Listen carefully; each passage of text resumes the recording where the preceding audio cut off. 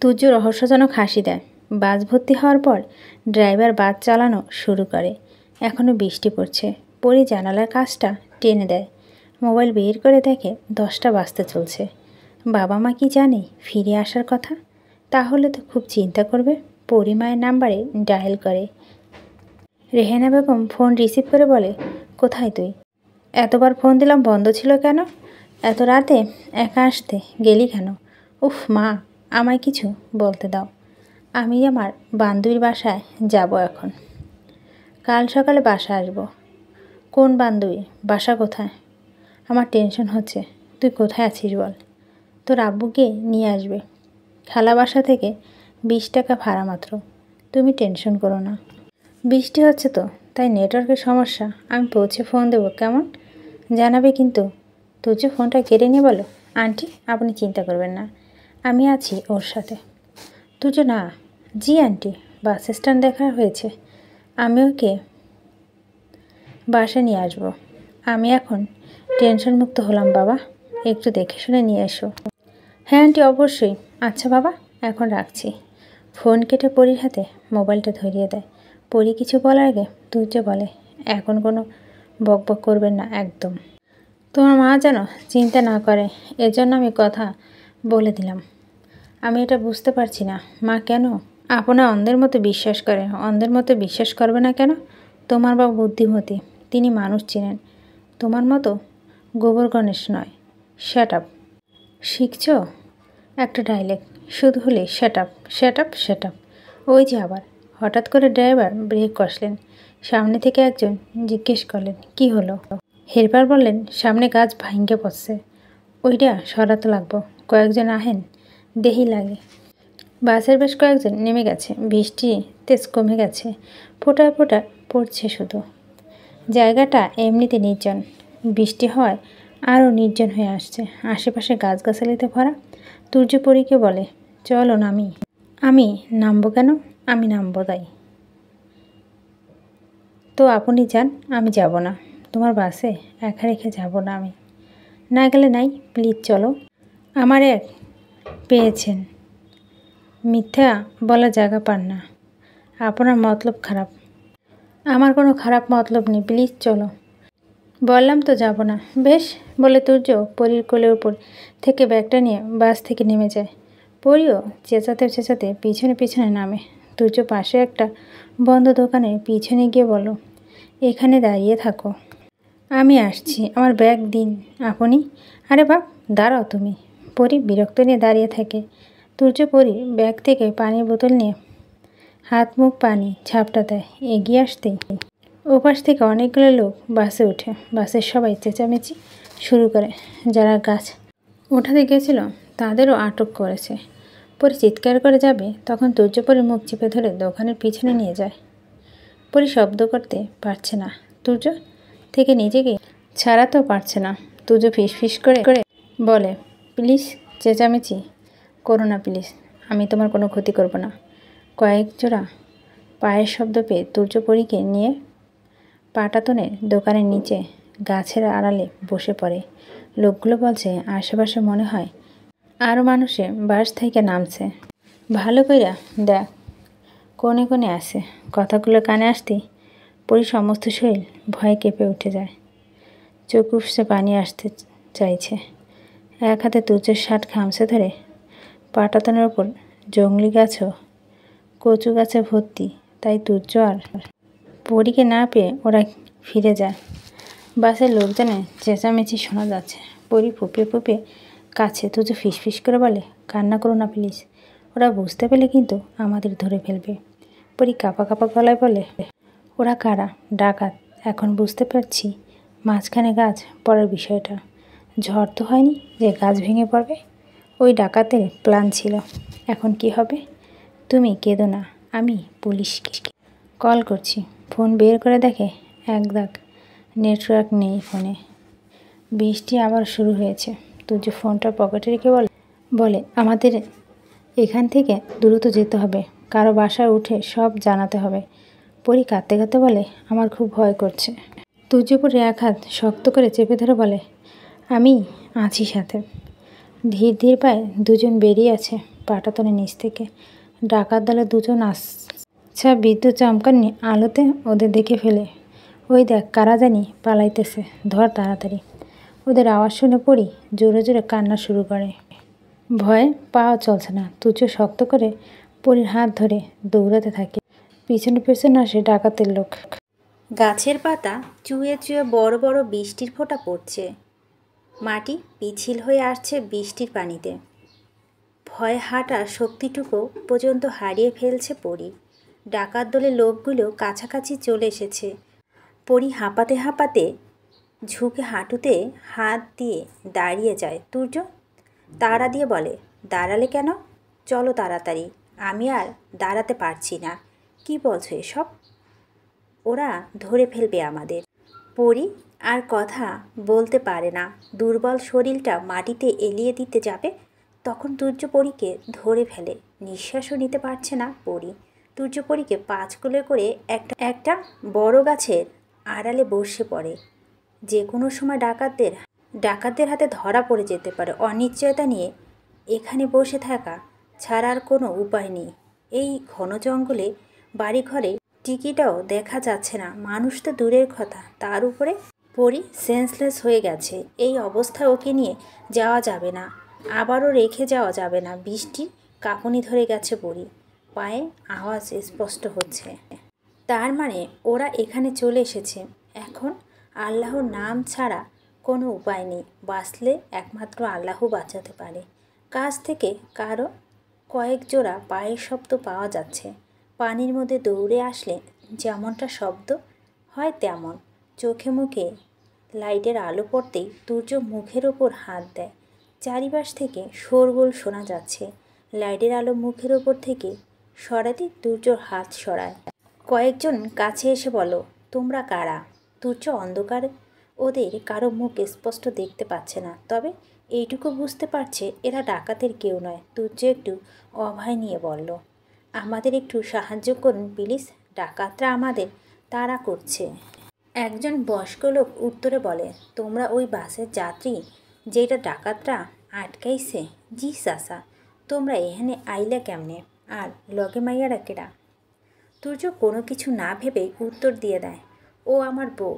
চাচা, আমি সব কিছু আপনাকে বলবো, তার আগে আমাদের আজ রাতটা থাকার জায়গা দিন প্লিজ। আমার ওয়াইফ সেন্সলেস হয়ে গেছে। চলো চলো, আমগো বাসায় থাইকো আজ। তুর্য পরী ব্যাগটা এক কাঁধে ঝুলিয়ে পরীকে 5 কোলে করে নেয়। একটা বাগান পার হতেই ওরা ওই চাচার বাসায় পৌঁছে যায়। চাচা তার স্ত্রীকে ডেকে বলে, পূর্ব দিকের ঘরটা তালা খুললে দাও তাড়াতাড়ি। পাটকাঠির বেড়া দেওয়া একটা ঘর, ওপরে টিন আর নিচে মাটি। ঘরের ভিতর আসবার বলতে শুধু একটা চৌকি, চৌকিতে একটা তোষক, চাদর, 2টো বালিশ, একটা কাঁধে, এগুলোই আছে। তুর্য পরীকে সেখানেই শুয়ে দেয়।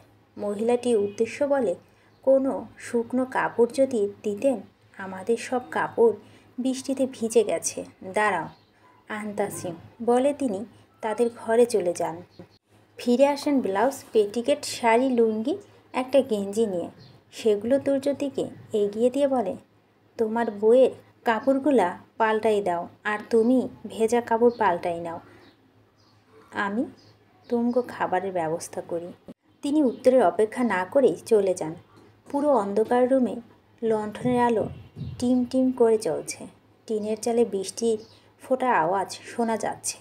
তুর্য কী করবে না করবে ভেবে পাচ্ছে না কিছু। পরীর ব্যাগ থেকে পানির বোতলটা বের করে কয়েকবার পানি ছিটিয়ে দেয় পরীর মুখে। জ্ঞান ফিরে আদো আদোভাবে চোখ মেলে তাকায়। পরক্ষণে ভয় পেয়ে লাফিয়ে বসে পড়ে। তুর্য পরীকে শান্ত করে বলে, চুপ চুপ, ভয় নেই কোনো। পরী কাঁপতে কাঁপতে বলে, ডাকাত ডাকাত ডাকাত নেই, আল্লাহ আমাদের বাঁচিয়ে দিয়েছে। এখন কোনো কথা না বলে ভেজা কাপড়গুলো পাল্টে নাও। তুর্য পোশাকগুলো পরীর দিকে এগিয়ে দিল। পরী অসহায় চোখে তাকিয়ে বলে, আমি নিজের শাড়ি পরতে পারি না, তো আমি কি করব? আমি নিজেও পরাতে পারি না, আর পারলেও তোমাকে পরিয়ে দিতাম না। পরী মনে মনে ভেবে পায় না একটা ছেলে এতটা ঝোলঘুটে কী করে হতে পারে।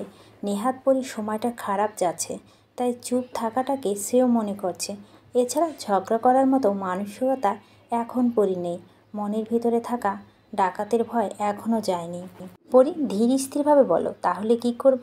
যেভাবেই পারো পেঁচিয়ে পড়ে নাও। আচ্ছা, আপনি বাইরে যান। এই বৃষ্টির মধ্যে আমি বাইরে ভিজব? আজব! তা নয়তো কি, আমি আপনার সামনে কাপড় পাল্টাবো? চুপ করো, সেটা আমি কখনো বললাম? আপনি চুপ করেন আর বাইরে যান। যাচ্ছি। তুর্য দরজার দিকে এগিয়ে গিয়ে সিটকানি খুলে দরজাটা একটু আলতো করে দেখে সম্মুখে ঘরে বারান্দায় চাচাসহ আরও কয়েকজন লণ্ঠন জ্বালিয়ে বসে আলাপ আলোচনা করছে। আলাপের বিষয়বস্তু হয়তো ডাকাত দল নিয়ে, কিন্তু কথা তো এখন সেটা নয়। তুর্য সবাইকে বলেছে ওরা স্বামী স্ত্রী, তাহলে স্ত্রী কাপড় পাল্টানোর সময় স্বামী কেন বাইরে যাবে? কী এ মুসিবত! পরি ভুরু কুচকে বলল, বাহিরে উকি দিতে বলিনি আমি, বাহিরে যেতে বলেছি। তুর্য এবার পরির দিকে তাকিয়ে দরজা বন্ধ করে দেয়, বলে, আমি বাইরে যাব না, তুমি কাপড় পাল্টাও। পরি বসা থেকে মাটিতে দাঁড়িয়ে গিয়ে থম করে গিয়ে বলো, শ্যাট আপ, বাইরে যান। তুর্য একটু একটু করে এগিয়ে যায় পরির দিকে। তা দেখে পরি ভীষণ ঘাবড়ে যায়। আমতা আমতা করে বলে, আপনি এদিকে আসছেন কেন? তুর্য কোনো কথা না বলে এগোতে থাকে। এদিকে পরি বুকের ভিতর থপ থপ আওয়াজ হচ্ছে, হার্টবিট বেড়ে গেছে, ভয়ে শরীর লোম দাঁড়িয়ে গেছে। তুর্য পরির কাছে গিয়ে পরিকে অবাক করে দিয়ে দুহাত জড়ো করে মাথাটা নিচু করে বলে, যত পারো শ্যাট আপ বলো, তবুও দয়া করে আমার বাহিরে যেতে বলো না। বাড়ির সবাই বাহিরে আছে, তারা সবাই জানে আমরা স্বামী স্ত্রী, এজন্য আবার ঝগড়া করো না প্লিজ। অন্য কিছু বলো, তারা আমাদের সন্দেহ করতে আর খারাপ ভাববে। তাই এটা বলা ছাড়া আমার আর কোনো উপায় ছিল না। একদমে কথাগুলো বলে তুর্য পরির মুখের দিকে তাকায়। পরি চোখগুলো গোল গোল করে তাকিয়ে আছে। বুকের ভিতর থেকে যেন বড় একটা বোঝা নেমে গেছে। এমন একটা দীর্ঘশ্বাস ছাড়ে। সরু চোখে তাকিয়ে বলে, আমরা তো জানি আমরা স্বামী স্ত্রী নই। আপনার সামনে আমি পারবো না কাপড় পাল্টাতে, সে ব্যবস্থা আমি করে দিচ্ছি। মানে? হারিকেনে নিভিয়ে দিয়ে আমি দরজার সামনে দাঁড়াচ্ছি, তুমি কাপড় পাল্টে নাও। আপনি যদি অন্ধকারে আমার কাছে আসেন, আমার যদি এমন কুমতলব থাকতো তাহলে তোমার সেন্স ফেরাতাম না, অজ্ঞান অবস্থা অনেক কিছু করতে পারতাম। তাছাড়া তুমি আমার চেনো বা কতদিন? এমন অবস্থা কাউকে এতটা বিশ্বাস করা ঠিক নয়। আচ্ছা শোনো, তুমি অন্যদিকে ঘুরে দাঁড়াও, আমি কাপড় পাল্টে হারিকেন নিভিয়ে দেব, তারপর হারিকেন জ্বালানোর বাহানা বাইরে যাব, তখন তুমি কাপড় পাল্টে নেবে, ঠিক আছে? হ্যাঁ ঠিক আছে। এখন ওইদিকে ঘুরো। পরি অন্যদিকে ঘুরে দাঁড়ায়। কিছুক্ষণ পর বলে, হয়েছে? আরে বাবা, আমি মানুষ, রোবট না, ওয়েট করো। তুজু লুঙ্গি আর গেঞ্জি পরে বলে, হয়েছে, তাকাও। পরি ঘুরে তাকালে তুর্য হারিকেন নিভিয়ে দিয়ে বলে, আমি যাচ্ছি। পরি চিৎকার দিয়ে দৌড়ে তুর্যের কাছে যায়। তুর্য হাতের বাহু চেপে ধরে বলে, যাবেন না প্লিজ, যাবেন না, অন্ধকারে আমি খুব ভয় পাই। কি জ্বালা, এত টরপক তুমি? ভূতেরও ভয় পাও? ভয় পেলে আমি কি করব? এখন আমাকে কি করতে বলো? আপনি থাকেন, কাপড় পাল্টে কিভাবে? এভাবে। সেই পানি তো খাবেই, ঘোলা করে খাবে। শ্যাট আপ, শুরু হয়ে গেছে আবার। চুপ! হয়নি, শ্যাট আপ হবে। Shut up! তুর্য ডান হাতে কাপা চাপল। পরি বলো, দরজাটা হালকা খুলে আপনি এখানে দাঁড়িয়ে থাকেন, যাতে আমি আপনার অভয় দেখে বুঝতে পারি আপনি দরজার কাছে আছেন। আচ্ছা একটা কথা বলো তো, তোমার ভয় আমায় নিয়ে নাকি ভূতে? দুটোই। আমার উচিত ছিল তোমার ডাকাতের হাতে তুলে দেওয়া। ছি, আপনি এটা করতে পারতেন? পারিনি বলেই তো তোমার মতো আটার বস্তাকে কোলে নিয়ে এসেছি। আমি আটার বস্তা? নয়তো কি? আমি সিলিম, আয়না দেখেছ অনেকবার। এখন থেকে আরও বেশি করে খাইবে। হাতির বাচ্চা তোমার কাছে ফেল। Shut up. ওকে মহারানী। তুর্য দরজার কাছে দাঁড়িয়ে থাকে আর পরি পেঁচিয়ে কোনো রকম কাপড়টা পরে নেয়। তারপর দুজনে একসাথে ঘর থেকে বের হয়। বৃষ্টির জন্য উঠোনে পুরো কর্দমাক্ত পিছিল হয়ে পড়েছে। তুর্য পা পিছলে পড়তে নিলেই পরি দ্রুত হাত ধরে ফেলে। তুর্য ফিসফিস করে পরিকে বলে, গায়ে মাংস না থাকলে কি হবে, শক্তি আছে। একটু আগে না বলে হাতির বাচ্চা আমার কাছে ফেল। মজা করে বলছি। আপনি মজাও করতে পারেন? তোমার কি মনে হয়? আমার তো মনে হয় আপনি ঝগড়া ছাড়া আর কিছুই করতে পারেন না। তুর্য মুখটা পরি মুখের দিকে এগিয়ে নিয়ে বলো, আরে অনেক কিছু পারি, দেখবে। পরি তুর্য মুখটা সরিয়ে নিয়ে বলো, শ্যাট আপ। এরপর তুর্যকে রেখে হাঁটতে থাকে। তুর্য মিটিমিটি হেসে সামনে এগোয়। ঘরের ভিতর পাটি বিছিয়ে নিয়ে পরি আর তুর্যর খাওয়ার ব্যবস্থা করা হয়েছে। পাশে সবাই বসেছে, তাদের জন্য চা বিস্কিট শুধু, কারণ সকলের আগে রাতের খাবার শেষ। পরি ভীষণ ক্ষুধা লেগেছে, তাই অপেক্ষা না করে হাত ধুয়ে খাওয়া শুরু করে। তুর্য সবার কাছে বলছে কিভাবে এখানে এলো, ডাকাতদের কাহিনীগুলো সব বলো, সব শোনো, মুরব্বীরা বলো ডাকাতের উপদ্রব এখনও বেশ কিছুদিন ধরে এল্লিহা গ্রামবাসী আর পুলিশরা তককে তককে আসিল। আজ বৃষ্টি ডাকাতরা যে রাস্তা আটকে এইটা বোঝা পারছিলাম সবাই, আর পুলিশও অমনি ফন্দি কইরা রাখছিল। পরি খেতে খেতেই বলে, বাসে কারো কোনো ক্ষতি হয়নি তো? ড্রাইভারের হাতে একটা কোপ দিয়েছে, হেল্পারে মারধর করছে, তখনই অন্যরা গ্রামবাসী আর পুলিশরা আইসে। যাজ্ঞা তোমরা সলিসা আহমেদে আইসো, জামাইবউ এইটাই অনেক অনেক। জামাইবউ শুনে পরি হেসকে উঠে যায়। তুজো পানি এগিয়ে দেন পরির দিকে। খাওয়া শেষে ঘুমানোর সময় বাকি আগে বিপত্তি। ছোট্ট একটা চৌকি বড় হলে একসাথে শোয়া সম্ভব নয় একদম। ঘরে একটা চেয়ার বা পাটি নেই যে রাতটা কোনো মতে কাটাটা যাবে। পরি কাঁথাটা গায়ে টেনে শুয়ে পড়েছে। তুর্য দাঁড়িয়ে আছে চুপচাপ। পরি কাঁথার ভেতর থেকে মুখ বের করে বলো, দাঁড়িয়ে আছেন কেন? কি করব? ঘুমাবেন না? তোমার মাথায় ঘুমাবো? ভালো কথা বললে রাগ দেখায়। তোমার মনে হয় রাগ নেই? না নেই, আমি ইনোসেন্ট। তোমায় দেখলে বোঝা যায় তুমি কি। শ্যাট আপ, চুপ করে ঘুমাও, শ্যাট আপ। রানী পরি শোয়া থেকে উঠে পা গুটিয়ে বসে। তুর্য দিকে তাকিয়ে বলে, বসেন। তুর্য তবুও দাঁড়িয়ে থাকে। পরি মৃদু হেসে বলে, আজ ঘুমাবো না কেউ, গল্প করব। আমি গল্প পারি না। বেশ, আমি শোনাবো। ব্যাপারটি কি বলো তো? আজ এত ভালোবাসা দেখাচ্ছ কেন? মোটেও ভালোবাসা দেখাচ্ছি না, আপনি আমার উপকার করেছেন তাই আমার বিবেক বাঁচছে আপনার এভাবে দাঁড় করিয়ে রাখতে। তুর্য বসতে বসতে বলে, যাক, তোমার বিবেক তাহলে আছে। পরিতা তুর্যকে ঘাটায় না, ফোন হাতে নিয়ে চাপতে থাকে। তুর্য সেটা খেয়াল করে বলে, ফোন নাচাচ্ছ কেন? দেখছি নেটওয়ার্ক পায় কি না। এভাবে নেটওয়ার্ক পাওয়া যায়? জানতাম না। জানি সেটা। তুর্য আর কিছু না বলে চুপ করে থাকে। হারিকেনের হালকা আবছা আলোতে পরি তুর্যর দিকে তাকিয়ে আছে। তুর্য ফোন নিয়ে ব্যস্ত। তুর্যকে নিয়ে পরি মনে যে ভয়টা ছিল সেটা এখন আর নেই। মানুষের ঝগড়াটে হলেও যথেষ্ট ভালো মনের মানুষ। ও চাইলেও পারত পরীকে বিপদ মধ্যে একা ফেলে যেতে, অথবা চাইলেই পারে রাতের অন্ধকারের সুযোগ লুটে নিতে, কিন্তু পরি জানে তুর্য সেটা করবে না। ভাইয়া বলতো, একটা ছেলেকে অল্প কিছু চিনতে হলে তার চোখের দিকে তাকাবি। একজন মানুষ চোখ দেখলে বোঝা যায় মানুষটা কেমন। পরি অবশ্য এই বিষয়তে ভীষণ কাঁচা, তবে এই প্রথম আশ্চর্য চোখে চোখ রাখছিল। এক মুহূর্তে মনে হচ্ছিল এই মানুষটাকে বিশ্বাস করা যায়। পরক্ষণে পরি নড়ে চড়ে বসে ভাবে, তাকে নিয়ে এত কিছু কেন ভাবছি আমি?